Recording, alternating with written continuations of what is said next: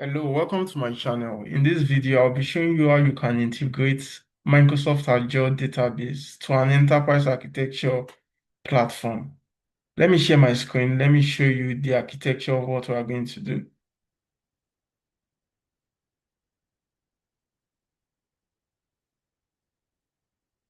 Okay, so I believe you can see my screen now. I put together some architectural diagrams that show what we are about to do, so that you would see the end from the beginning. This is one of those sessions that I'm really excited about, and I can assure you that you will find this video very insightful. So let me go to my browser now.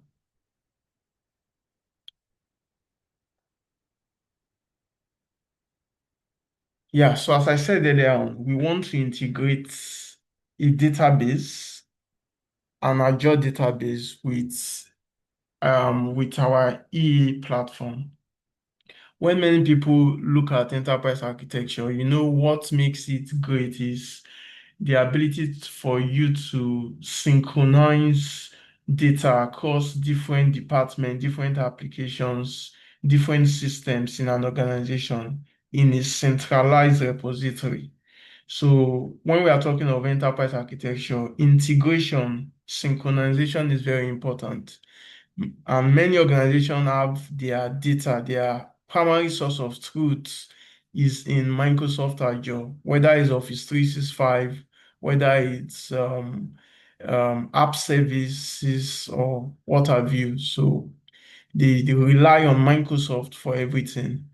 So I'll be creating three different videos and they will be doing different things, different case studies. So this first case studies for this video is going to be about 20 to 30 minutes. So just stay with me, but it would be definitely worth your time.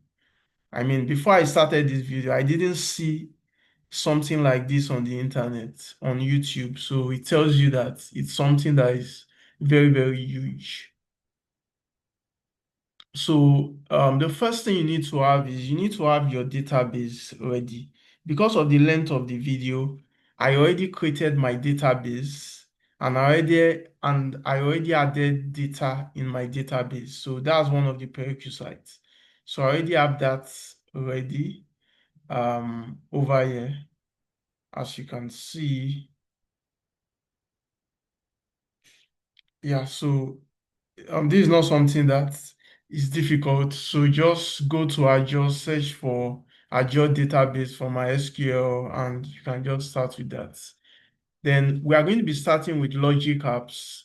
So just search for Logic Apps. Logic App is like your workflow management platform. It's low code, and it's something that is very powerful when it comes to Azure. So you can direct it to do certain things and you can add various steps. I think I'm beginning to talk too much. So let me just get straight to it. I'm creating the My Logic app now. So I'm going to consumption.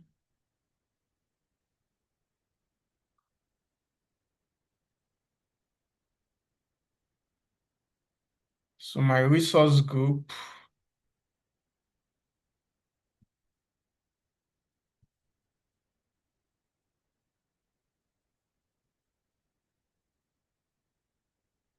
Okay. So I'll give my Logic app a name. Let me call it Frankly Ayo app. My region, let me go to South Africa.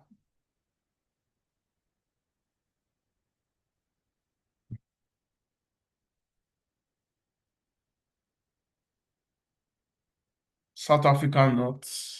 I don't need analytics. Should be stateful authentication. I'm not adding any at this level. Tags.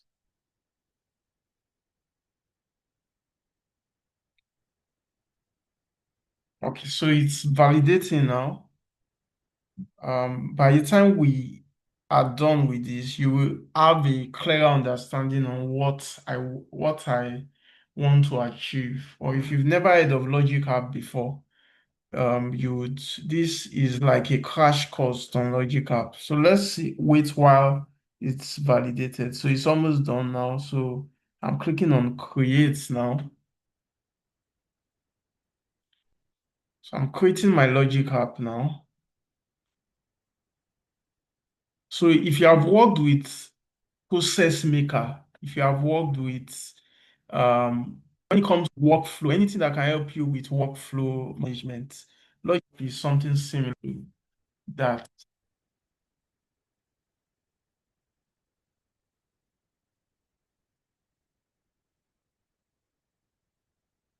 Okay, so my deployment is completed. Let me go to my resource.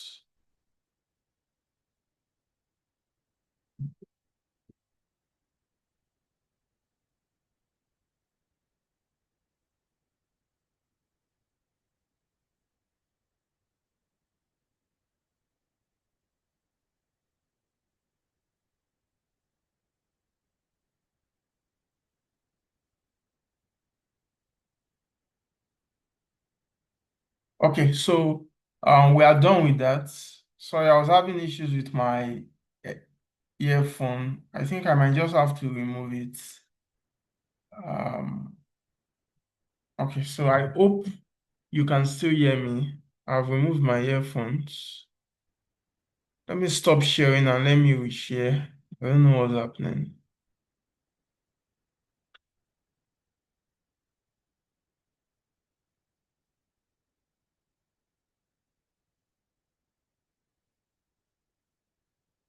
Okay, so I'm resharing now. I'm hopeful that you can still hear me. So I will scroll down to um I'll scroll down to Logic App Designer. Okay, so my headphone is still giving me some issues. Just give me a moment to take a look at my audio setting.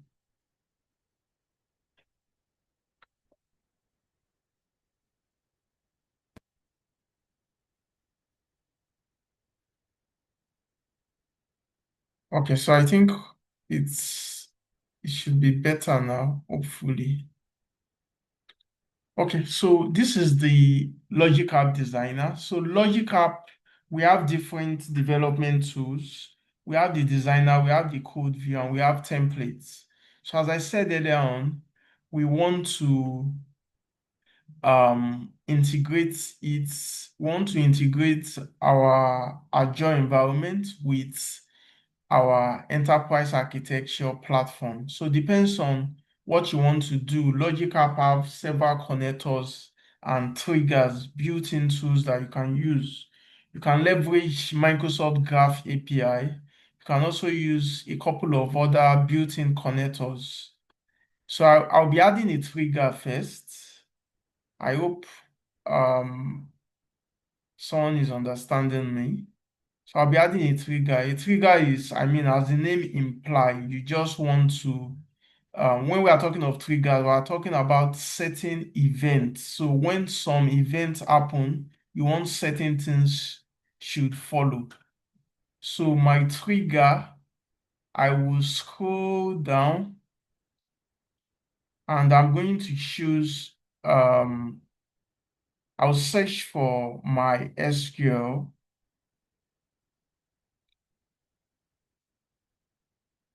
So I'll search for MySQL. Our data source is MySQL. So let's take note of that. So we'll search for Azure MySQL database connector, MySQL, and we are going to choose.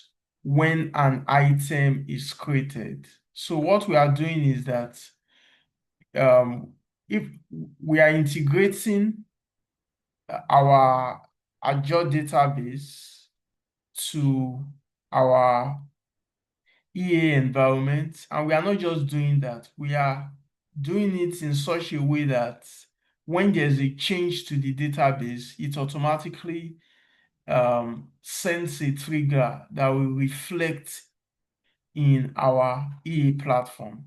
Okay, so basic authentication, let me get my MySQL server detail.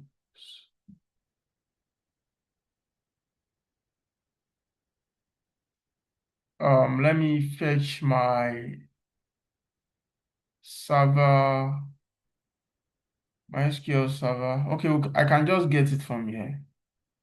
This is the endpoint. I personally don't like long videos, and it's looking like I'm talking a lot now. So I will have to be a little bit faster.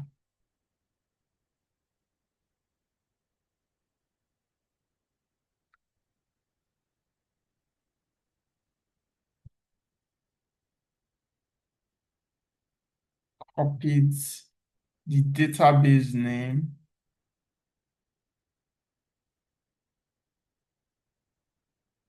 then username and password. Let me fetch it. By the time I will be uploading this video, I would have deleted this database server. So even if you see the username and password, it won't be useful to you.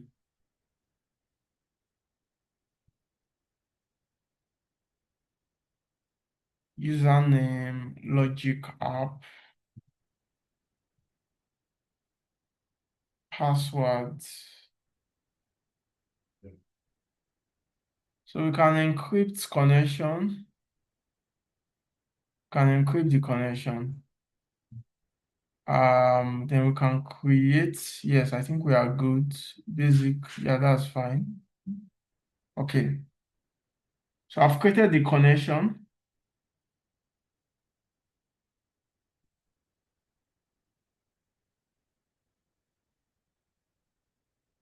Okay, so I think,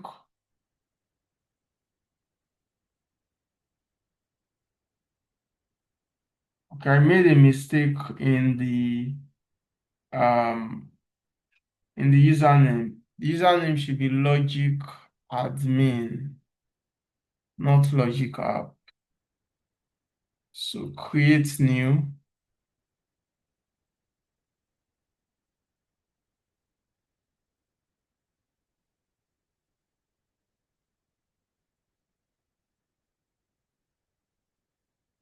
Okay, let me see what I have here.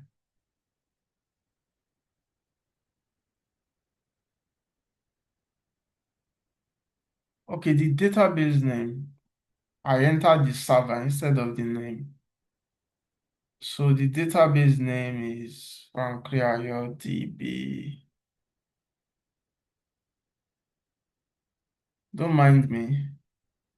Yeah, so this is the database name, the correct database name. Okay, so we are good now. So now,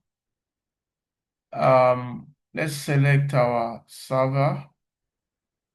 Let's select our database name.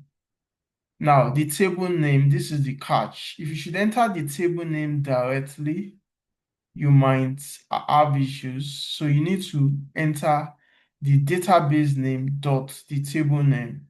So in case you do not find it from this drop down, you should have database name dot table name. Okay. So I think I'm good. So I can save this, save it that trigger. Okay. So this is fine. So now we've added a trigger for using my SQL connector. The next thing I'm going to do now is I will be um, I'll be I'll be adding a request. I'll be adding an HTTP request. Um, so what I'll do is I will be adding a new trigger.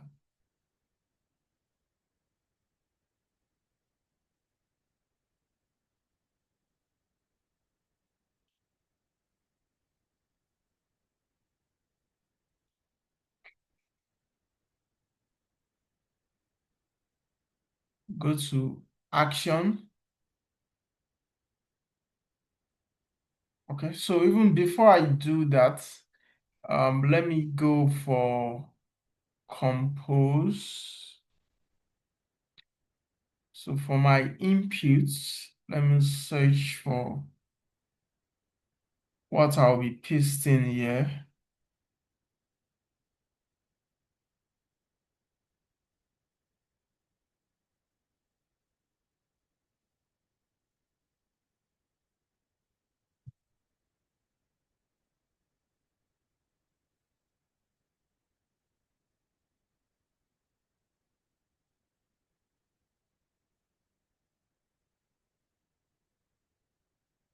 Okay, so I'll just modify this a little bit. For the name, I'll change this to I don't know.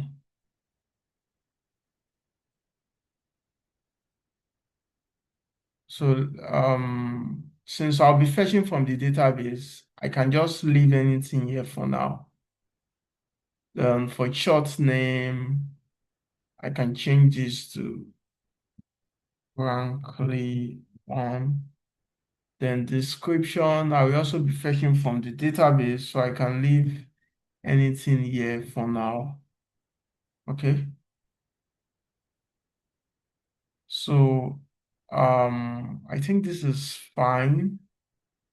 So what I will do is I'll select this, the name. I'll click here and I'll choose name for my database. I'll pick name and I'll select this for the description and I'll pick this.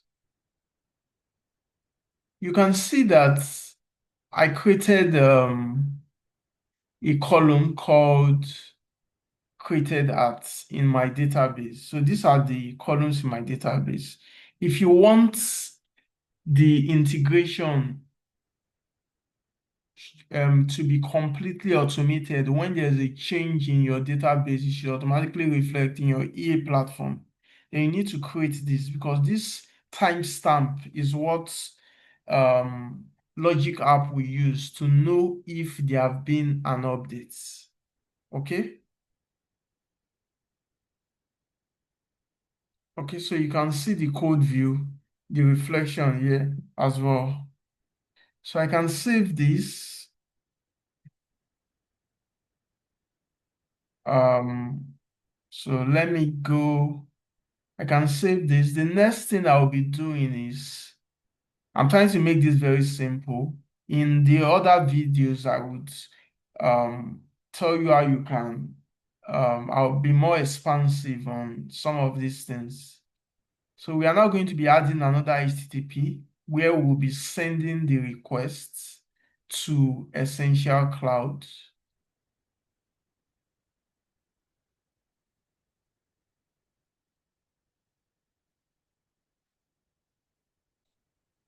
So I'll go with HTTP, HTTP. Yeah, so I need to put the URL now. I don't know if I should show. Okay, the only thing I will not show will be my API key. I won't show my API key, but I will show.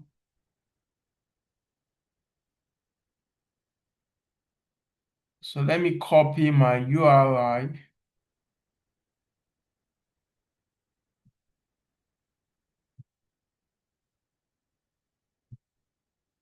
So this is the endpoint I'll be using. This is the endpoint for that I'll be using to submit the post request. So choose post because it's a post request.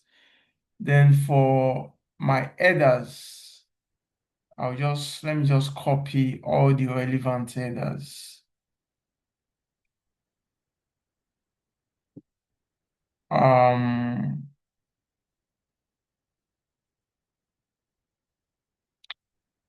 Let me start with content type,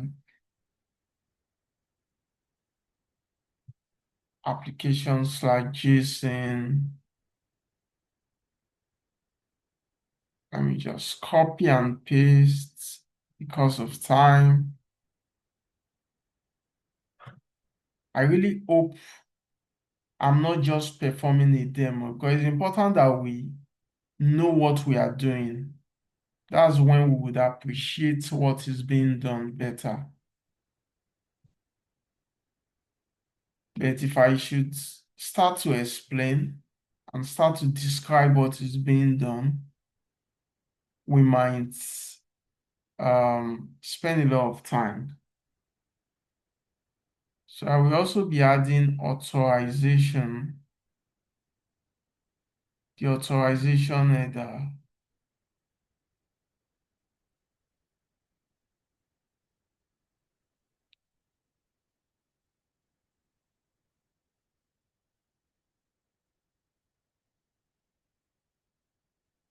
Authorization, put bearer, then I'll put the bearer token here. And also the API key, I would slot in here. I'll paste it when I stop sharing. I don't want the whole world to see my API key and the bearer token. Then for the body, we are going to pick the output from this compose. So all you need to do is come over here, click here, and this output is what you would enter. So I think we are good. So the only thing I'll just put is the API key and the bearer token.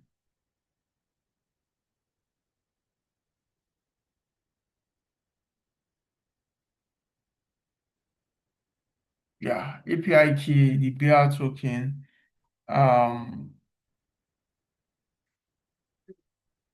Okay, so I think that's what we just need to do.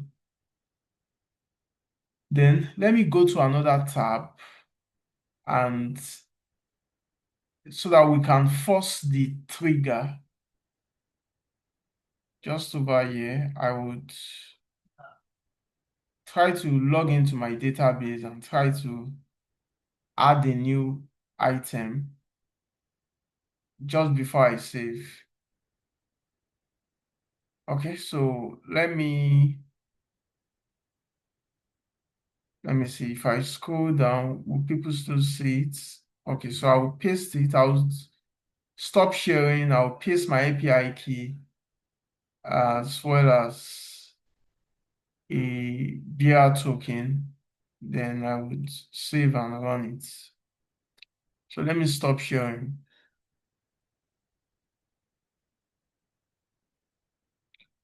Yeah. And let me paste my API key.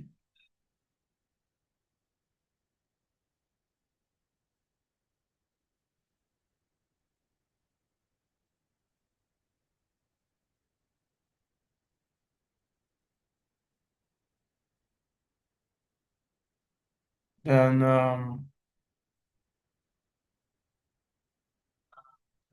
let me get my bearer token. I hope nobody is seeing my screen. Bearer token.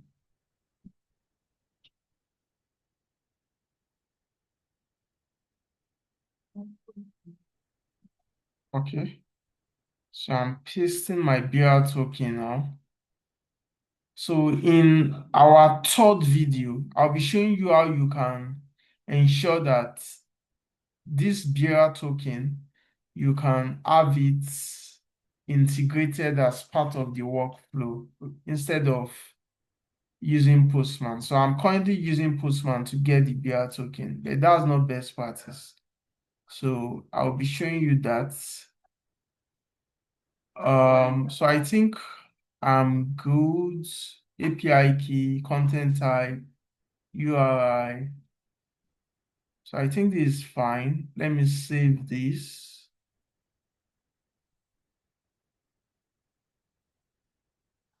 Okay, so I've saved that.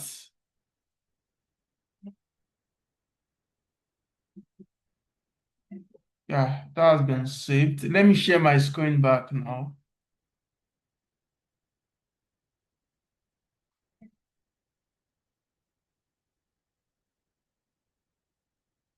Okay, so I think you should be able to see my screen now.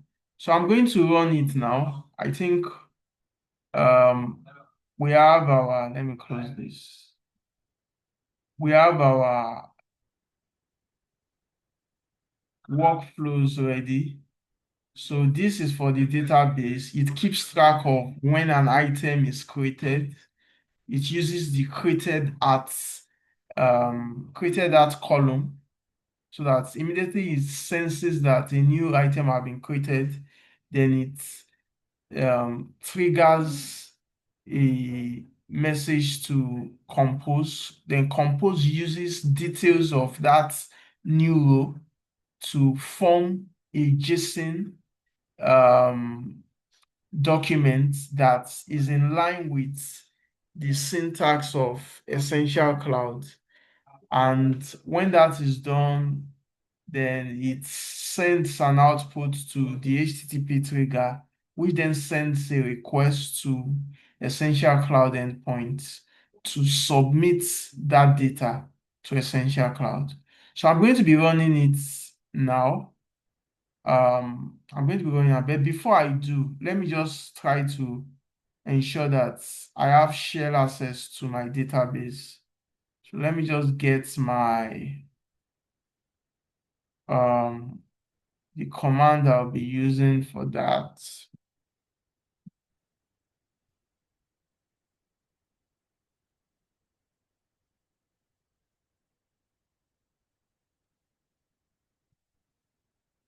Okay, here's my password.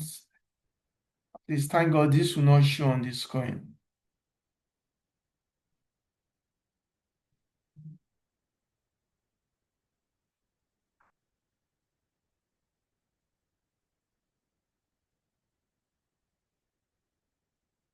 Okay, so I'm in now. Let me use database.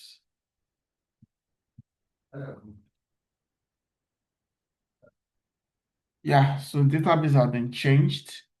So now what I would do is let me just get the command ready, even though let me get the command ready.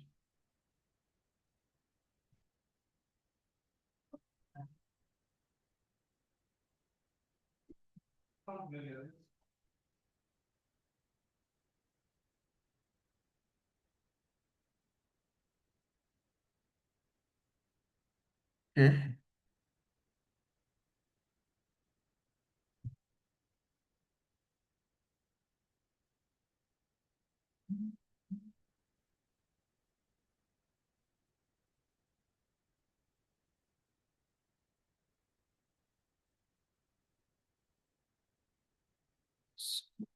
What's wrong with my mouse?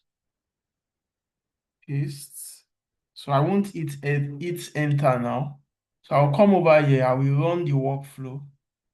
I'm running it now.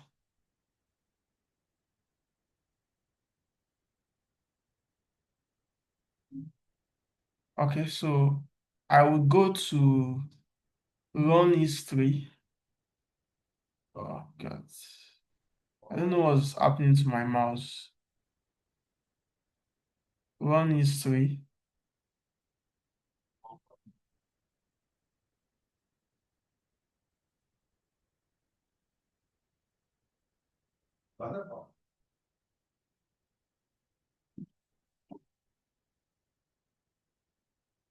Yeah, so now what I'll do is I would click on enter.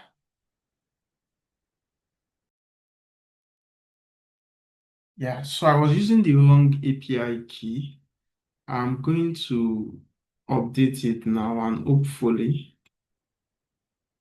the issue will be resolved.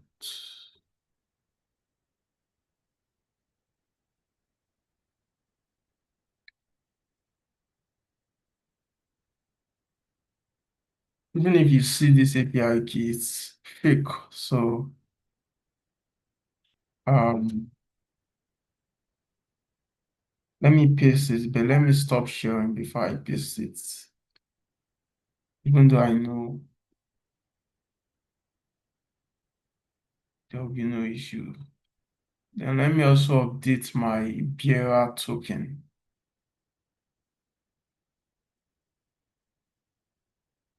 Well, the bearer token, you can see that one. Let me share back.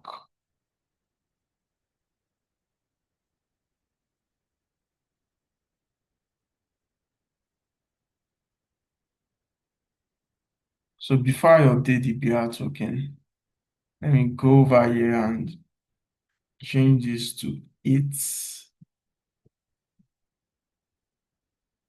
it,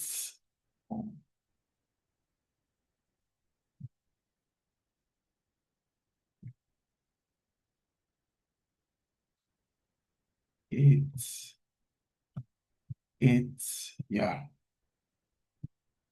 Okay, so I would go back here and let me paste the new bearer token. In my third video, you will see that all these bearer token issues, you are not going to have it. It will be part of your workflow. But I just want to start from the easy one. So this is the easiest. Pasting the new bearer token now. Okay, so let me save this and I'll close and let me run.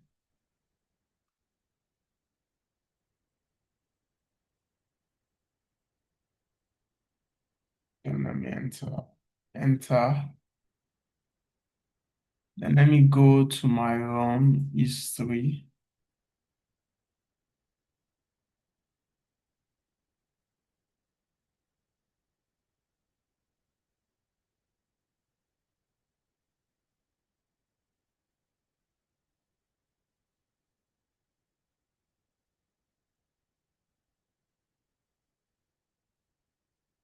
Yeah, so my run history. Let's refresh. Okay, so now let's go back. Let me run this again. And let me refresh. Yeah, this is running. So it has noted that it has detected that there's a change in the database on its own, and it is now going through all those steps. So I think I set it that it should be checking every 3 minutes, if I'm not mistaken. I hope my BR token is not yet expired. Let me refresh. Yeah, you can see it is succeeded. So this thing is it's more easier than we saw. So let me verify that it was truly succeeded. If I should go to the HTTP and I scroll down, you are going to see an output that contains that it was submitted under the body. Yeah, so you can see store 101. And if you scroll down, you even see my email address, last modified by and the likes. So the issue that we were having before, just because I was using the wrong API key. I was using the wrong API key. It's very straightforward. It's very easy. Okay. I can make another change again and you see, and I can log into the Essential Cloud and you see that um the recent what I added. So if I should go to the if I should come over here when an item is created and I scroll down, you can see that it's carried the 8, the Franklin name 8, because that's the item that was created. Okay. So if you find this video insightful, don't hesitate to like, share, and subscribe. We have 2 more videos on this. This first one, I'm allowing my SQL to detect the change. The next video, we are going to be we'll be doing a lot of scheduling and recurrence, as well as we'll be integrating the bearer token generation into our workflow.